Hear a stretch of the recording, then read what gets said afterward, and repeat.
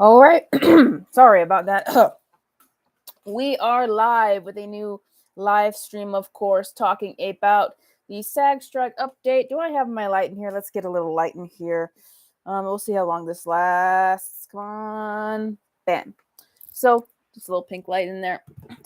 Okay, so today we are going to be talking about a SAG strike update, writer strike update, and what it means and what things are happening. I haven't done a live stream in a very long time, so I want to get back into the live stream business and be able to talk about the different updates for what's happening in the world and what the SAG strike and what writer strike means, because a lot has happened since the last time I talked about it. So, getting into the latest update, it was this last week, I think, that happened where the WGA said that Hollywood, the studios, had finally reached out to them and were willing to finally negotiate for the movie. And then negotiate to their contracts. So then, however, a newsletter came out. Hello, everybody. Thank you for joining.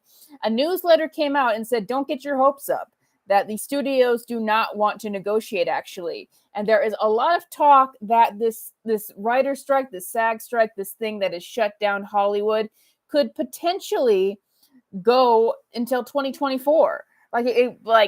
All shut down all throughout December all the way into January 2024. Sony has already seen this and has moved all of its rest of 2023 slate. We're not getting a Kraven the Hunter movie. I'm so upset we're not getting the Kraven the Hunter movie. You know, guys, when it comes to cinema, there is Marvel movies, there is Scorsese films, there's Tarantino art films, and then there's Spider-Man movies starring Spider-Man villains without Spider-Man. That is what really gets me excited. And so I am just so unbelievably heartbroken that we aren't going to get the Kraven the Hunter movie, because that was my dream. My dream personally was to see a Kraven the Hunter movie where he is treated as the hero and that Spider-Man doesn't make an appearance whatsoever. So that is very, very tragic and disheartening. But the interesting thing that Hollywood keeps doing, they keep threatening to move Dune Part 2. They keep saying, if this strike doesn't end, we're going to move Dune Part 2 into 2024. But they've been saying that for weeks now, and they still haven't made good on it. So I guess it's not out of the question for them to do that still. But it's just, I just don't know. The thing is, the IMAX CEO came out and was like, they already have a deal to play in IMAX for like 5 weeks. It's been set in stone. It would lose them a lot of money if they gave up those weeks, and so they're probably not going to go through with it. So we're going to talk about the ramifications of this on the stream. I was going to use my regular camera for it. I'm sorry, my quality isn't very good. I need to take some time to figure out how to hook it up for the live stream, and then that will be better. But so here, I want to talk about what's going on, like what the main things about the strike are, and what good things I think could actually come from it, and where I stand with it. Because a lot of people have different opinions on this strike. A lot of people say that this is just whining people. These are people who do not deserve anything more because look at the bad content they've put out. I've already talked about some of my thoughts of that before in a video, but I think that overall this could be a very good thing, even if it's a very long time to get there. I think that it's overall going to be a good thing for the industry, and that we're going to come out of it for the better, and that it's a very important time. So as always, if you have a question, I'm going to be talking for most of these things. If you have a question that you want me to answer, hopefully I'll be able to get to it. But if you absolutely want to make sure that I see it, you can of course donate, leave a super chat, and that will help the channel, and it will make sure that I see your comment and that I get to it. Okay, so where do I stand with the SAG strikes and the WGA strike? So I stand with the actors striking. I stand with the writers striking after I've done my own research and I've seen it, because everything that I've seen about it is Hollywood not being honest with their workers, and not paying people in a way that makes sense. Because when people think of actors in Hollywood, I feel like they're always just thinking of like the top tier superstars, that the top tier superstars that make tens of millions of dollars. That is like 1% of actors. Most actors live job to job. You can go from like 8 months to a year without a job. You just never know where your next job is going to be to get paid. With acting. And so that is why it's very important for actors to live off of residuals. And it gets very difficult if you're a writer or you're actor to have double jobs, which most of them do, because that means that takes away from your acting and writing. It's like they take away from each other, because if you have to work a day job, then that means you don't have enough time to work on your acting and your writing. If you're working on acting and writing, though, that and it's not paying very much, then that means that you're not going to be able to focus on your job that actually pays. And I've experienced that. So that's part of the way that I stand on it. And I think that you need to have understanding about how Hollywood works, and that a lot of these criticisms people have against Hollywood is with the studios themselves. Because the actors, I don't see that actors have any sort of negative impact right now on the industry. Actors never really have, well, they do have say on the writing if they're the higher ups, but not the lower down actors. So I don't see why there would be any anger against the actors. There's anger against the writers, though, because the writers, people blame them for being responsible for all the bad writing in Hollywood on the streaming services, and the bloating and the glut of content that's not very good. First of all, I wouldn't lump all of these people together, because I've seen some very good movies. Maybe not on the mainstream level. There haven't been as many good mainstream movies, but on the level of like indie film and all that stuff, all those people are part of the Writers Guild. At least most of the time, I would think that they would be. There might be some indie films and stuff like that where they're not. But those people write good things as well, and they still don't get their residuals from it. Everything that I can read about Hollywood says that they actually just don't care about the writing aspect of the filmmaking process so much. Writers aren't very involved in the filmmaking. And it sounds like, as a lot of things that are happening in Hollywood and why quality has gotten so low, it sounds like they're cheaping out and they're rushing things a lot of time. Like we think about, I saw some talk about the Suicide Squad movie from 2016. One of the things that made that movie so terrible is it was rushed, that they had about 6 weeks to write it. And Doctor Strange and the Multiverse of Madness, like that was a disaster film. And so in some cases, I think that it's a problem with you're not giving your writers enough time to go through the process of it. Other times, it's just that you're hiring the wrong writers, and that's the job of the studios. It's not, there are so many writers out there and so many people trying to break into Hollywood. Like, studios have their pick of the litter in terms of looking for good writers to make this stuff. They aren't choosing the right ones for these projects. And I think, honestly, I think that they intentionally look, because this is what's happened with the comic book industry. I think what we find about the comic book industry is, why did writing get so poor in comics? Well, it's because DC and Marvel were finding people that they could lowball and give them like minuscule pay for basically minuscule crappy comics. And that's what happens. So I'm wondering if that's what Hollywood is trying to do, that they're trying to look for writers that they can lowball, and that might be part of why the writing quality has been so poor. And now that people are coming back and saying, we want more, I don't think that they like that. And so that's, but there's going to be good things that come from this, because there's been a lot of malpractice, because as we heard in a story that came out, for WandaVision, apparently what Disney did is they got their actors who were going to be background actors in the TV show, and they said, stand in front of here. And they stood in front of something, and they scanned them, and they didn't tell them what they were scanning them for, but they were making AI models of these people as background actors to use in other projects. So without telling them what they were doing, they took the likeness of these people and put it into other things, which technically, if you were doing that for CGI, because ever since they invented CGI, where you can like fake someone's face or deep fake it or whatever, they said you have to have the rights to be able to do that, but they did not consult these people at all. No one said anything about AI. So these people's likenesses are being used in other places without their knowledge and without them getting paid at all. So this is a huge area of the strike that is very controversial, because people feel afraid, like, how do we work in an industry where they're not honest like that, where they're going to take your likeness without even knowing, because there's no laws in place about it yet, and just do something like that? That just shows how seedy these studios are. But where I stand with AI is going to have its place. Any new piece of technology is going to have its place. At the same time, I don't want AI to like replace actors or writing, and I don't think, especially right now, it can't. Like, AI writing is not, I have not seen an example of AI writing being good anywhere.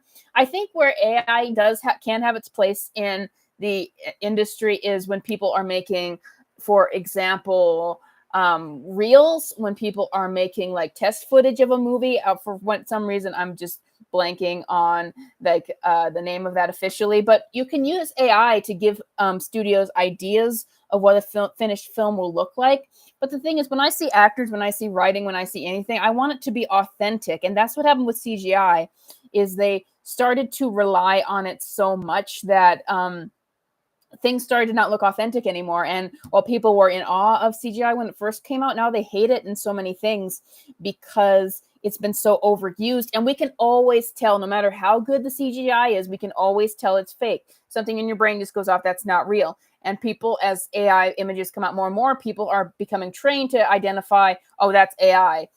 You can tell it on the spot when it happens. And that's what's going to happen. AI is going to be like CGI, and it's never a replacement for the real thing. It can be used as a tool, but never a replacement. And that's why I think that it is very, very important, this strike, because it's about residuals. It's about the lower level actors who don't get paid that often to be able to make enough money to do their job. And it's about not, wanting to know the restrictions on AI, and so that they don't just use it to take advantage of people like that, or use it as a lazy crutch, a lazy, cheap crutch, as Hollywood likes to do. And I'm wondering if during the strike, they're going to see if they can make a Hollywood that is just based on AI actors, AI writers. By the way, I am 100% convinced that Ant-Man and the Wasp: Quantumania was written by AI, because it sounds like they just fed a Marvel script to an AI, and they made a movie off of it. Because the part when the character is just like, I have holes, that sounds like an AI was trying to do Marvel comedy. I'm convinced of that. But I want to talk about why I think this is good. This is good, first of all, because it's a very important fight, I think, to talk about the residuals and talk about AI, but also it is going to delay a lot of the garbage that has been coming out that I think needed to be delayed, and that Hollywood needs to reevaluate something about it. So before I go on to the next section, let's see if we can find comments in here we can talk about. Hello, Classic Harley. Hello, Nicholas T. Hello, Spooky. Hello, TNNDLL. Hello, and Saber. Hello, Calmany. And hello, James. Let me see a question here. Greetings, fellow mutants. Classic Harley Quinn says, I support the legit people, but I don't think most deserve a raise, honestly. Indie people I support. I honestly don't really like unions and strikes. That's a whole nother discussion to talk about, having unions in the first place, and that it can become very difficult once we get into the whole union talk. But I think that talking about unions in general is a much bigger discussion to be had. In terms of don't deserve, I don't know about that, because I just know, like, say you do a job and you get paid $6,000 for a commercial. That sounds like a lot, but that could be your pay for the next 6 months, and you're living in LA where it's exuberantly expensive to live there. That's a big reason why people want pay raises, because it's getting more and more expensive to live in LA as well, and they don't think that it's functional, especially for actors. With writers, I would assume you could be more remote, but with actors you can't be. So that's a big reason why they want more pay. Okay. Let's see. The strike served nothing. Begging for scraps is not really worth it when they could become their own boss instead. It is very difficult to. The reason why people are in LA because they want to get paid for acting jobs. It is very difficult to make that on your own. It is not as easy to get huge on YouTube as people make it out to be, especially when you're always constantly at the mercy of the algorithm. Okay, so I want to get into what are the good things that I think could come from this beyond the fight. Is I think that that Hollywood needs to freeze, and I think that it needs to reevaluate itself and not go forward with a lot of this crap. What I'm very excited about is that a lot of these Marvel movies that they were going to go forward, just continuing sludging out these Marvel movies, that has been put on hold, and they're not going to be able to go through with that. So I think Thunderbolts, that's just so ridiculous. I think Thunderbolts was filming right before the strike started, and now that is going to be frozen. Now we're not going to have the Thunderbolts movie anymore. Honestly, there's a lot of these films that they should just scrap. The Jonathan Majors controversy, for example, that's still ongoing. We got some information out in his favor, but it's still going on. And he was supposed to be their main villain in the next two Avengers movies. But even regardless of that controversy, I don't want more Avengers movies. I don't want them to wreck anything else. What I see from Marvel right now is they just continuously are finding new things to destroy. And like, there's so many of these big mainstream products where like it needs to freeze. However, if you are an indie filmmaker, you can still make your film because A24, for example, is not in the AMPTP, I think that's what it's called. It's not in the traditional studio system. So A24 under SAG is still able to make movies. So indie directors can still get their movies made. They can still get them funded and advertised. So this is going to be great. If the SAG strike and the writer's strike goes on for another 6 months and they don't have content in the queue, and you have to think movies take a while to get made, so you need to have a backlog of things ready to be released. So I think that there is going to be an explosion of content from indie creators, and hopefully if people are willing to look for it and willing to watch it, then that means that these people will get more attention on them and we'll get more diversity of the kinds of films that we get out there. A lot of people have been complaining people have been complaining about oh my goodness, I saw a comment and then my thought completely erased in my mind. Let me see. Some smug journals need to learn from the learn to code meme.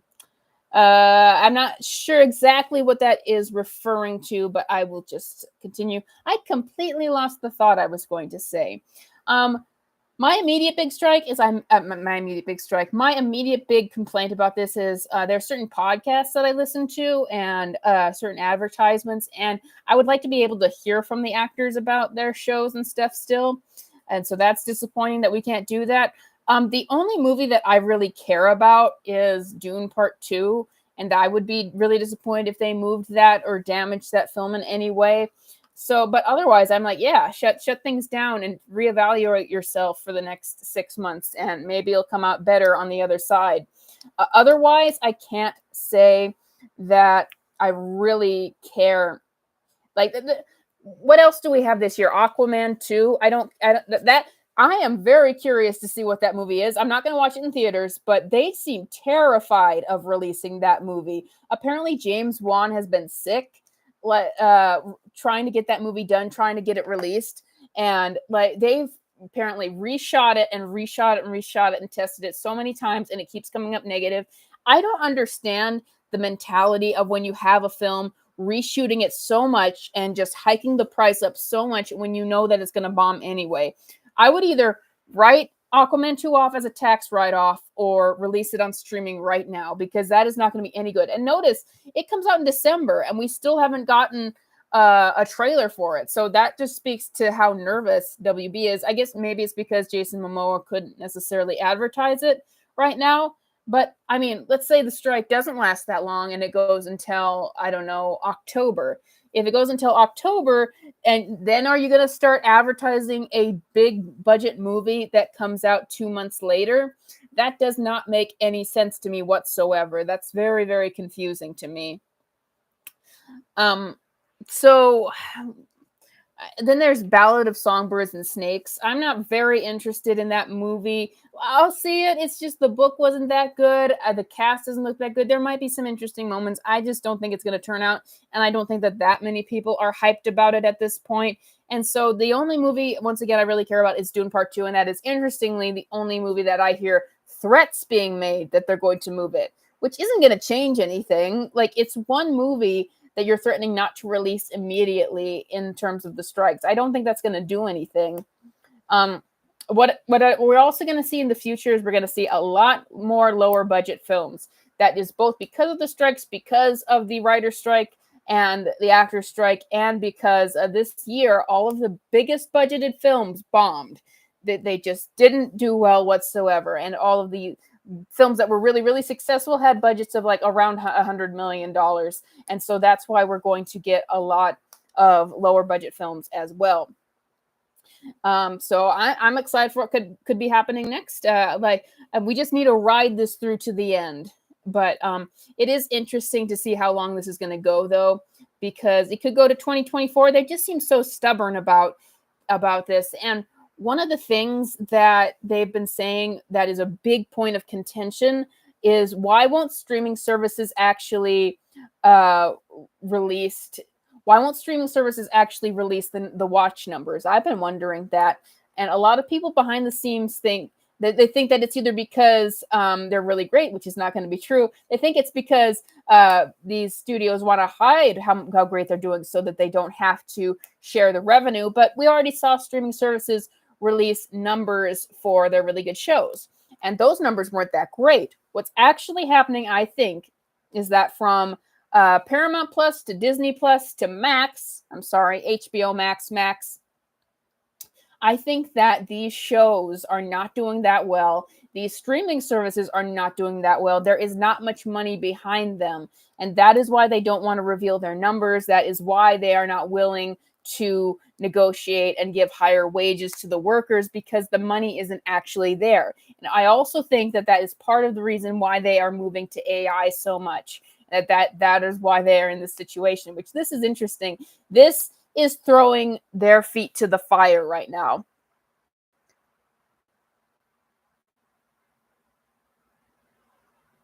That's weird. Sorry, I got a weird notification. Sorry about that. What does this say?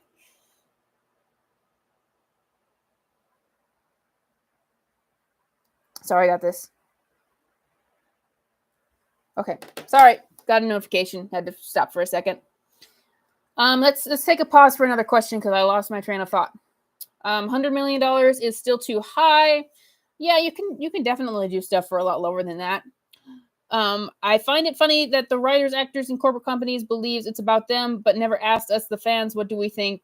Sort of. I think that the fans have made it very, very clear how they feel about certain properties. But for me, this extends beyond like the giant Marvel shows and Star Wars and all of that stuff. Like, it's about the industry in general and how people get films made and what films are going to be pushed. It's not just about these big things, because I'll watch foreign films, I'll watch indie films, I'll watch all kinds of stuff. And to be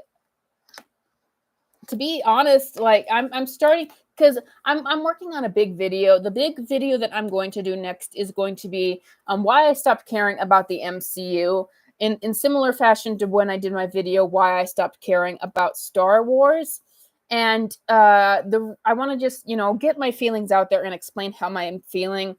But there is a point where I'm feeling like, and this is kind of a spoiler, I guess, but we've had 6 years now. We've had 6 years of drama. I think it started even before then, but I think that what really, really kicked it off, understandably, is The Last Jedi. And ever since then, there was a giant shift, especially if you use YouTube as your kind of source for film criticism and discussion, and use that as your place to listen to what everyone's saying. That was the big shift, where it went from just sort of regular film talk to this sort of battle between fans and Hollywood, talking about all the stuff that they've destroyed, all of it. And I have two thoughts on that. Number one, I think all of the franchises that Hollywood could have possibly milked to death and mishandled, I think it's all gone now. I think that there's not one thing left. Everything has been milked to death, and they're going to have to move on to other things now. And we already see that. But also, I'm getting it's difficult to say because there's still certain things out there that I really care about. But at the same time, there's so many films that you can watch. I've recently been on a kick. I watched this film, House, from Japan, 1977. Very, very interesting horror film.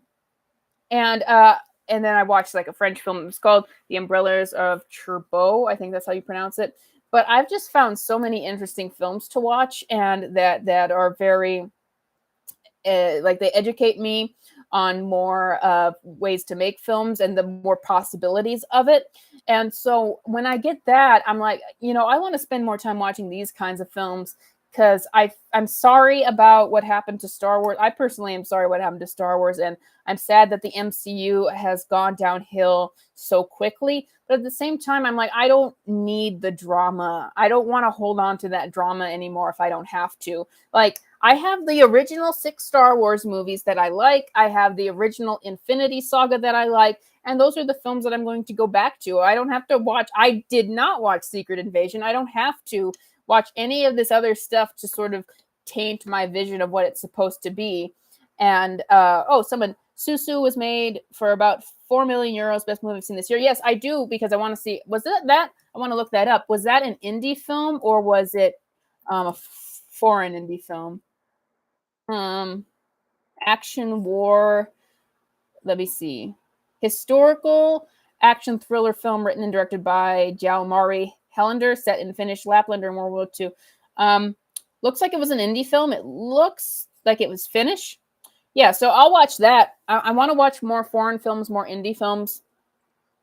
But there's just so much out there, you guys. There's so much good stuff out there. Like, some of it is made from Hollywood, some of it is made by indie productions. And that's why I'm just sticking to that stuff now. And I want to do some more videos that, like, I want to do a review for the House movie I was talking about. It is a really, really crazy, interesting horror film from Japan. And it was one of the best horror films that I've ever seen. And so I that's what I really want to see. I got to talk about it, like how the different videos I've been making have made me feel. When I did that DC video, and I'm like, I don't think I want to be a DC fan anymore. I know I had like a miserable face in the thumbnail and all of that. I legitimately felt terrible after making that video, because I'm like, how long have I been going around saying that DC is terrible, saying that it's the worst thing ever? I'm tired of like consolidating all of that drama. At one point, and here's what's going to happen with DC, because I got Regal Unlimited for another month, I am probably going to end up, even though I said I wasn't going to, I'm probably going to end up seeing Blue Beetle. However, other than that, I'm like, why do I keep watching these DC movies that make me so upset? Like, your big thing, if you keep making bad content, is that people don't come back. That's what they've found out right now with DC. People don't come back if you keep making bad content. And so that's the worst thing you can do to something. Not like get really mad and upset about it. Just ignore it. Like that's the best thing that you can do. And in my opinion, that's what makes people respond the most, these companies, when they see that people don't even care about their projects anymore. Because when you get like, I think that what can happen sometimes is that when people get really, really mad about something, then sometimes I think that makes the writers or the people responsible for it feel defensive. Like, I have to fight back against these people and defend why they're wrong and they're just these awful people. And so I think that it's a little bit of a better reaction. Like, you can, of course, voice your disappointment. That's why in my Star Wars video, I wanted to sound more vulnerable about it than angry, because I think that the anger, while it can be fun to listen to and it can be cathartic or whatever, I think that is part of what makes the companies feel like, oh, or the people behind it go like, oh, I need to fight back, these people getting mad. But if you don't care about their projects anymore, if you just ignore them, then that is the real scary place, because that is like a point of no return, where even if you make something that people might like, who's going to know if they're not even watching it in the first place? So that is the best place of influence that I think. And that's kind of where I stand with all of this, because I want to do more videos talking about these good films out there that you should be watching. I don't, because like I said, that DC video I did, it did well for my channel, but it made me absolutely miserable afterwards. And I'm just kind of like, how many years can you go on screaming about DC? And we all know it's bad. It's like a restaurant that has bad health, that doesn't follow any health standards. You know it's bad. So you can talk about it, you can warn people about it, but at a certain point, I'm not obsessed over the bad restaurant down the street, like DC at this point. Okay, let's take some time to look at some more comments. And if you read the description of the video, we will be talking about my current ranking of the films that I have watched this year. This would be the ones from... Should I add streaming? I actually don't watch a ton of streaming unless it's to find old movies and stuff. Let me see here. Okay, we're going to do this out. So I'm going to do this live as I'm talking to you guys. Okay, let me get this different so I can see the comments a little better. Let's see. There we go. For some reason, there's a heart function right here, and it is messing it up, so I can't see the bottom comment. That is very frustrating. Okay, let's read some comments for a second. At this point, at the part about Star Wars TLJ, I'm honestly surprised that TFA wasn't the trigger for this. It was an awful, awful film. TFA felt like Star Wars, though.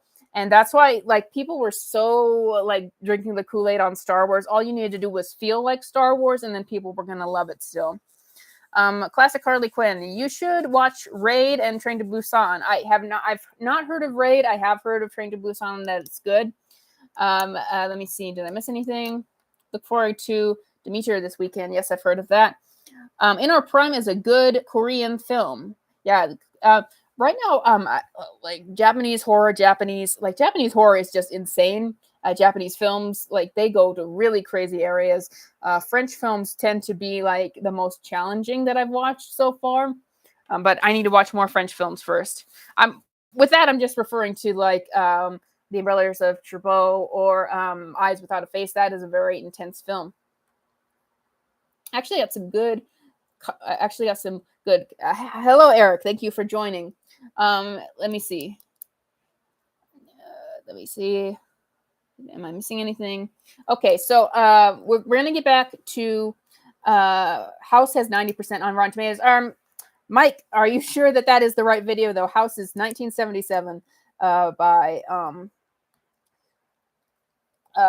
Japan, by Toho Studios, same studios that did the Godzilla film. So let me write down, should I add like movies watched on... I'll add movies I watched on streaming as well, because I think I only watched one new one. I do not watch new stuff on streaming that much. So, okay, let us get... And full disclosure, I have not seen Oppenheimer yet. I will watch it when it comes out on streaming. I did not want to watch some of the R-rated stuff in the theater. And I do not have a 70 millimeter IMAX theater anywhere close by, so I couldn't see it in its traditional form. So, okay. Let us get the movies that have come out that I've seen this year. So we've got Barbie, Mission Impossible 7, Across the Spider-Verse. This is not the order, by the way. I'm just writing these out. Let me see. And then Regan. Okay.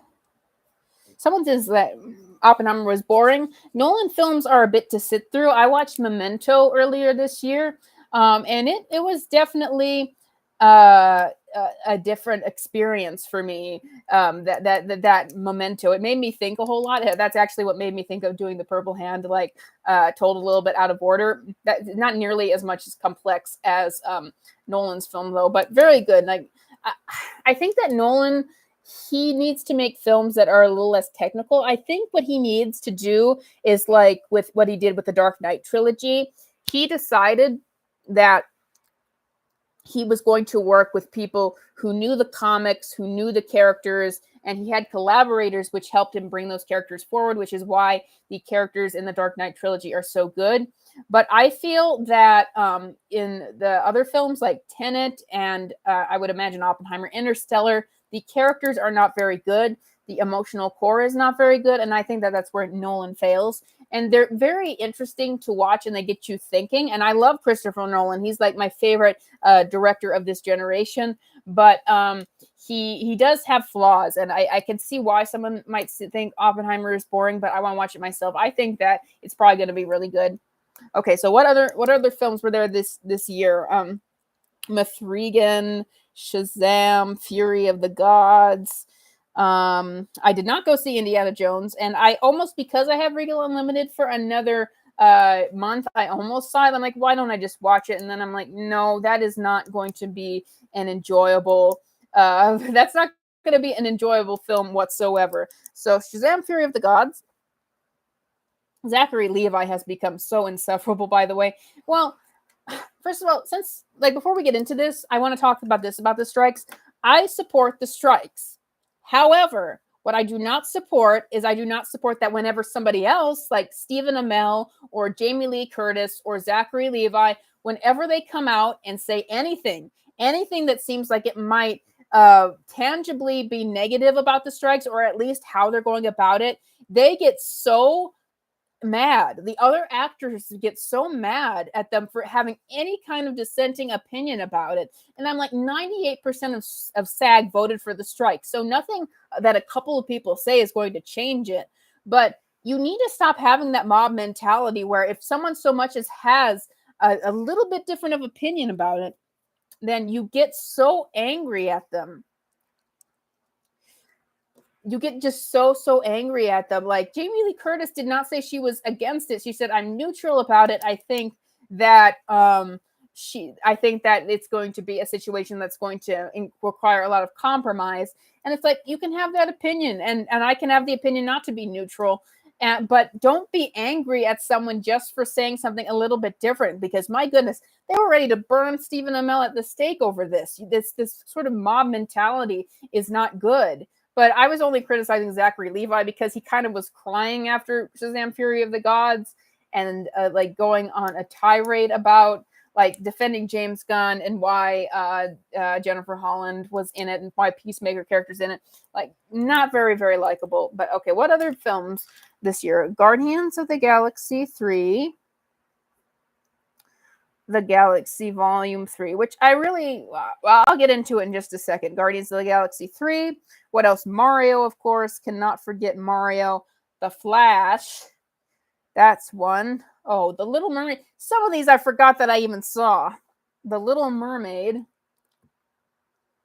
Okay, is there anything? Oh, Elemental. I keep forgetting these films. Elemental. Was there anything? I have seen a lot of films this year. Wow. I mean, a lot of new films, more than last year. Okay, is there anyone that I'm forgetting? I don't think so. I watched Puss in Boots: The Last Wish on in the theater because they were doing like $2 movie day or something. And so I saw that for the first time, but I know that technically came out last year, so I'm not going to leave it on. I have seen some extra films. I watched like the Bad Guys animated movie. If they came out in a year that is not the current year, then I will not put them on this list, even though I technically watched them in the theater. Okay, so let's rank these films. So I would say, without a doubt, the worst film I've seen this year is The Flash. Worst film I've seen all year. Worst experience watching the film. I just wanted it to end. It was gross. Ezra Miller is so unlikable. wanted the movie to end. I did not like how they did Michael Keaton's Batman. The CGI was probably the worst I've ever seen and put it into a film, in that they decided to use CGI so much in a film and then it all fell apart. I can't stand the scene where the cameos of the characters staring at the screen. I can't stand any time that they go into the Speed Force and see all those weird characters and people out there. I just cannot stand that whatsoever.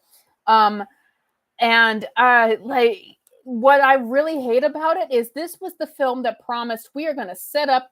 I just said earlier in the stream I wouldn't rant about DC, and now I'm doing it again.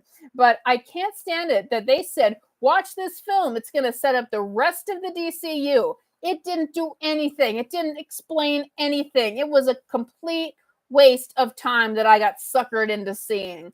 The Flash, 1 out of 10. Like, I'm not, worst movie I have seen all year thus far. Okay, so we've done The Flash. Cross that off the list.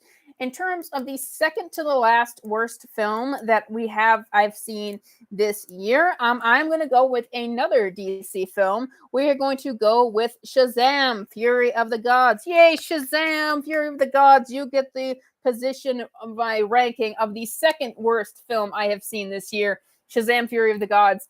And that is not to say that it's the worst thing I've ever seen. Shazam, I don't think needed a sequel. And I just think that this movie was really, really pointless, especially because, sort of like The Flash, you can tell that they maybe had more plans for it, but they got cut off because of the DCU reboot.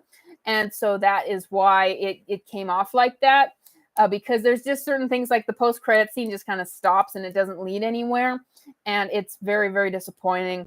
And so it's not really funny movie. I thought that the other characters, like the guy who plays young Freddy, I thought that he was strong, and that pretty much, like the girl who plays Darla, pretty much everybody in this movie was stronger than Zachary Levi. He was super, super obnoxious and annoying.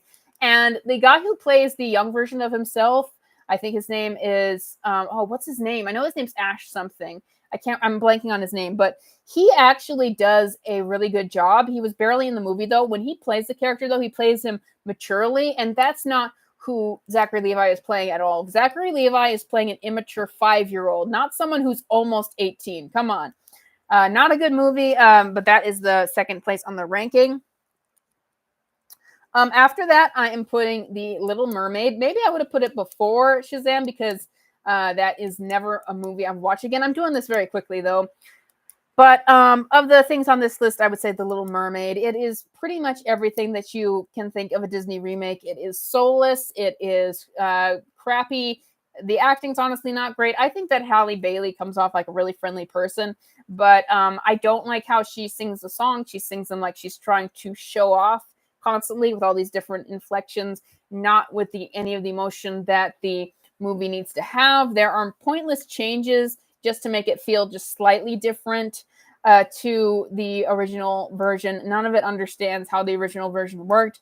Not a movie I would ever watch again. So The Little Mermaid comes down at the bottom of the list as well. I actually might flip that over with Shazam, because Shazam at least had some parts that entertained me.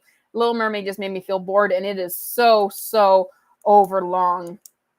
Yeah, I just remembered the Aquafina song, so I'm going to put The Little Mermaid below Shazam. So lowest so far is The Flash, and then we have Shazam! Fury of the Gods, and then no, we have The Little Mermaid, and then we have Shazam! Fury of the Gods.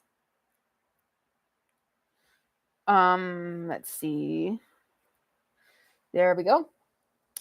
Okay, so we've gone through. So the next one, I'm going to put this movie. It's the streaming movie. It's the only new streaming movie that I've watched this year. It's called Reality. I watched it because I wanted to see stuff from Sydney Sweeney that wasn't Euphoria, where she's, getting naked all the time. Anyway, so I wanted to see more of her acting, like to give more of an assessment of it. It's an interesting, like it's a very it's about a political event, and it's very clear what kind of perspective they want you to have on it. It's taken directly from a transcript, police transcript, why someone was arrested. And it's interesting in that it feels very authentic and very real, as if something happened in real life. And that's very good. It does get a little dull because you are watching a movie that is going directly, precisely across something that happened in real life. And there are certain moments where they try to give you different perspectives on what it and do a little style in the movie. But overall, it was a little bit dull. And so that's not my favorite movie. That's why it gets middling score for me. Okay, so speaking of middle movies, this is a tough one because I know which one I kind of want to put next, and then there's another one. My next movie I'm going to put on the list is, oh my goodness, this is a tough one. Oh, it's so tough. I'm going to put Mathregan next, honestly, because everyone was hyping it up as this is a great horror movie for you to watch. PG-13 horror, so mild. I didn't like any of the characters in the movie. I know that they were intentionally unlikable, but I did not see them as having much to them. It was a very, very shallow plot about an aunt trying to, or learning she needs to connect with her niece that she has to take in after her parents die. There was not a ton of heart in the movie. When they did heart in the movie, it became very shallow. And it was not scary at all. Not just because it was PG-13 and they didn't want to show the gore, but they were not good at setting up scares in the movie whatsoever. Not good at creating suspense. It just didn't work. It's like it was a movie that thinks that horror is just gore, but they didn't show the gore, and so that was the result. So it actually was not Mathregan. That's what I'm talking about. Megan. That's what it's called. Not a very good movie. I would not watch it again. I don't care about it. Apparently, it's getting a sequel because it did well enough. Really not a great movie. So that is why Mathregan is there on my list. The next movie I'm going to put is, this is a tough one. There have been so many mid movies this year where there's just so much complicated about them that it's kind of hard to rank. I'm going to go with Mario, because Mario was a very entertaining film. There were lots of jokes that if you are a Mario player, as I am, then you will get and you will laugh at them. But that said, I was like, there's not much more to the movie, and it's been out on, like, you can buy it on Blu-ray or digital if you want, and I just have had no desire to watch it again or even watch clips from it, honestly, because it was kind of like watching the Mario live show where you watch a bunch of characters and Easter eggs and sort of things that you remember from the games, but it does not offer much more beyond that, rather than this is Mario turned into a movie. It's about as shallow as the games, except you're not playing it, but there's lots of things to watch. I think that they could have done a lot better with a Mario movie. There is things that, like, it's very entertaining and it did what it needed to do. All it needed to do is be entertaining for people who like Mario and kids who like Mario, and that's why it made so much money. But there was a lot more that this could be, and I don't think it bodes well for doing more video game adaptations, where I'm afraid that they're not going to go deeper into it. But we'll see. They never take the kinds of lessons from films that you think they're going to. Okay, so Mario was next. I'm going to put the next movie, it's very on the mid scale, is Elemental. This is not a bad movie, Elemental. I've seen it. It actually eventually got a decent amount of money at the box office. It might not make anything back because of how high the budget was. Got $400 million. That's not bad. It's just kind of your paint by numbers Pixar movies. It's sort of a Romeo and Juliet romance. They haven't done a lot of those lately, actually. And the characters are pretty likable. The story is insanely predictable. It's just kind of an inoffensive Pixar movie. It was not nearly as boring as the trailers made it out to be. So that's where it gets. It's like a mid Pixar movie. It's not terrible, and that's why it gets there. Like, if I had to watch it again, then I don't know. Like, I don't hate anything about the film. It just wasn't great. Oh my goodness, got $5 super chat from MSK Content Entertainment. Thank you so much. I will read this right now. Before we read it, folks, if you're new to this live stream, we are currently ranking these various films Hey, your content is amazing. Want to be a guest on my podcast? Would love to have you as a guest. You have an awesome perspective. Thank you so much. Right now, I am very, very, very busy with doing yet another short film and writing scripts. So we'll see about different podcasts I can go on to. I haven't done one in a while, like Wes from Thinking Critical invited me to his podcast a couple of weeks ago. And I had to say, it was a couple of months ago now, I think. And I had to say no because I had a different project I was working on.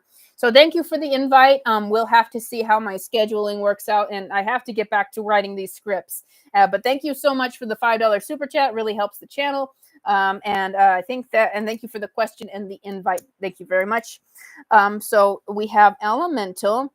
And so what movies do we have left? We did Mario. Okay, next movie I have on my list after Elemental is Guardians of the Galaxy Volume 3.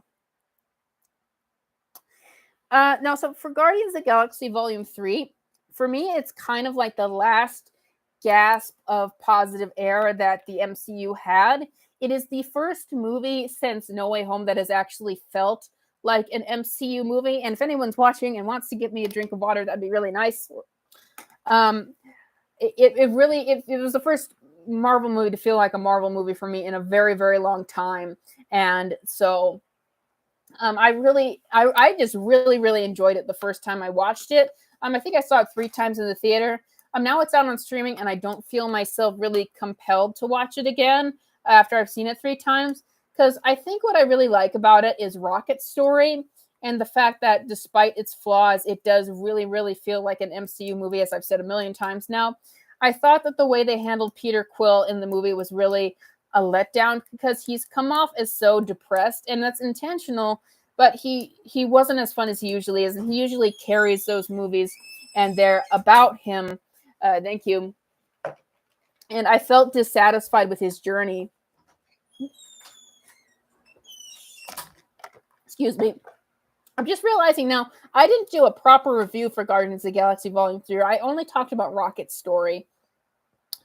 But I am not, like, I wish that Peter Quill had gotten, like, a cap off to his story. We see him go off with his grandfather, but we weren't really focused on him throughout the story, and I did not like how they handled the ending with him and Gamora.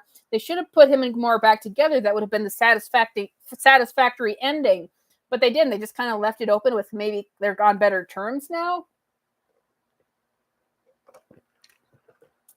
And apparently Zoe Saldana herself wanted Peter Quill and Gamora to get back together, but James Gunn said no. So that is something that MSK Content Entertainment, I will check out your channel, by the way. That is something that I just think that they should have done that. And it was not very satisfying because the movie did so well with Rocket, but at the same time, it felt so focused on Rocket that the other characters did not get to shine as much. So, but you'll notice I talked about it more. I had more to say about it. So we did Guardians of the Galaxy 3, much, much closer to the top than other movies on here. So we are into the top 3 movies I've seen this year. Let me see. Which one do I want to put next? This is a tough decision. This is a very, very tough decision. And there is so many pros and cons to the next 3 films. Okay, let's talk about all these 3 films together, and let me explain why I'm having such a difficulty ranking them. So the next 3 movies on my film, we've got Across the Spider-Verse, Barbie, and Mission Impossible 7. All of these movies, in my opinions, have some very high pros and cons to why I'm not sure where to put them on my list. One second, gotta take a drink. For Across the Spider-Verse, it is very good. At the same time, there are these giant flaws. Like, it is really, really long and drawn out, so I don't enjoy it as much as I should be as I'm watching it. I find it really questionable how they handled all the Spider-Man characters going along with Miguel's plan. That just doesn't sit well with me when I rewatch the film. And so that's that. Like, it's very good, but it's got these flaws that really weigh it down. Mission Impossible 7 of the 3 on this list is probably the most flawless of the films. At the same time, it's like there's nothing that it does wrong necessarily. One character gets killed off that I don't agree with if that's how it goes on. But for me, and like with Mission Impossible, I love the action. I love that train sequence. I love the authenticity of it. And I love these characters. At the same time, it was kind of what we've seen from the Mission Impossible movies again and again. And I understand why people weren't as excited about it and why it didn't actually generate that much discussion and hype, is that we've seen these things over and over again. And a bit of the problem with the Mission Impossible films is they're very episodic. There's no real escalation to the development and story, unlike with like the MCU. And so that's what brings it down. And then, of course, we have Barbie, which had parts that I really enjoyed. And I love the whole pink vibe and like excitement around the movie. And I was so excited to see people actually coming in to see it.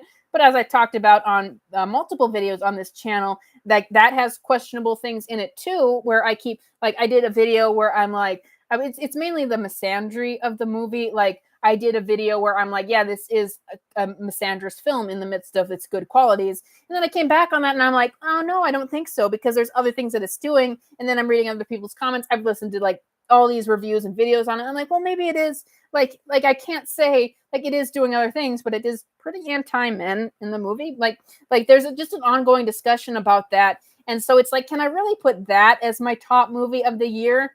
Like I don't really feel that way. It's really difficult situation.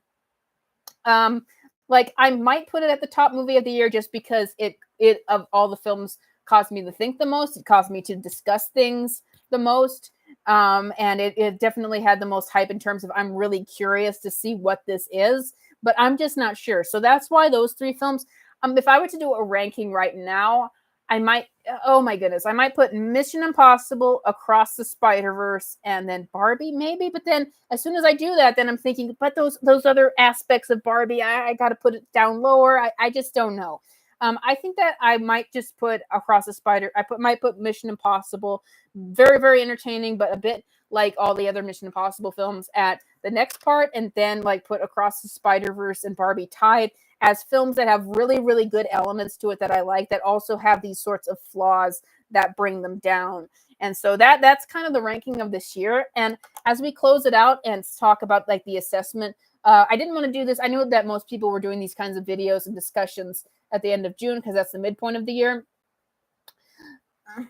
But the reason why I didn't do that is because there's so many movies I knew were coming in July and that I wanted to have on here. So that's why I'm doing it now. My assessment of this year is I don't think that there is the flawless standout movie of the year, perfect, did everything, because I think that all of the best films this year have something. I haven't seen Oppenheimer yet, but they have something that brings it down. And that's really unfortunate because there's good elements that are happening now as we're seeing, because I was complaining about there's no good movies in the theater. Well, now there's starting to be good movies again, but each of them has some sort of thing, like Mission Impossible not interesting people as much, Across the Spider-Verse being a little too long, Barbie having its whole controversy around it. Like there's always something else. There's not the clear-cut hit of the year. Like Top Gun Maverick was clearly on the top of everyone's list last year, but this year it's much more complicated than that. But I wanted to give you like the rundown of my thoughts and what this year has looked like for films.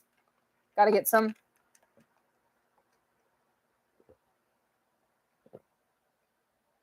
Sorry about that. So I wanted to give you the rundown. Is it a good year or a bad year for movies? I don't know, because I think that both, like there was one point in 2022 where I'm like, this is a great year for movies. And the next half of the year kicked in and I'm like, this is a terrible year for movies. Like I said, in what I was saying with the strikes, there's only really one movie that I think is going to be good this year, which is Dune Part 2. But the second half of the year is the awards films, and so we might get some really good indie films. So looking forward to that. I do want to do a review for House on this channel. Thank you guys all for tuning in. We've gone for almost an hour now, and so I think that's enough for today. I will definitely be continuing to go with these streams, and I hope that we get more people to watch the streams, and that maybe once I hit 4,000 subscribers, I want to do a big stream and get a bunch of guests on here, or if they so can do it, and then we will go from there. Oh my goodness, $10 super chat from Random Life. Thank you so much. Oh, you got like this birthday thing. Number one balloon. You got 2 balloons. I think that did it because you're like the highest donor. We got 2 super chats on this stream. We got MS Content Entertainment. I will check out your channel. And we got Random Life at $10. Thank you so much. Celebrate the first super chat from Random Life. Thank you so much. Got some hearts and 100s. Thank you so much for that super chat. But we had a really great stream today, and we were going to do more next week. We will see about getting some more guests on this channel. And we'll have lots more to talk about then. Thank you guys so much, and I will see you guys next time.